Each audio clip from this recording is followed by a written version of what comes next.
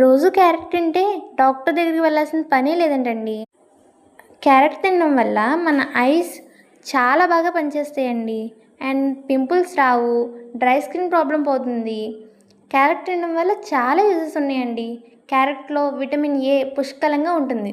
క్యారెట్ని డైరెక్ట్గా తినలేకపోతే ఇలా క్యారెట్ రైస్ చేసుకుని తినండి. అది ఎలాగో ఇప్పుడు చూద్దాం.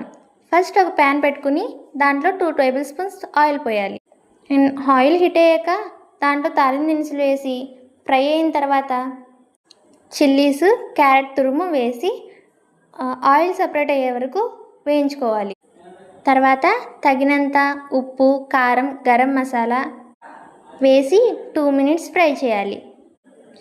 మసాలాలన్నీ బాగా ఫ్రై అయ్యాక ముందే మనం ప్రిపేర్ చేసుకున్న రైస్ని దాంట్లో వేయాలి. అండ్ తర్వాత ఒక 4 మినిట్స్ లో ఫ్లేమ్లో పెట్టుకుని బాగా ఫ్రై చేయాలి. లాస్ట్లో ఒక నిమ్మకాయ వేసి సర్వ్ చేసుకోవడమే.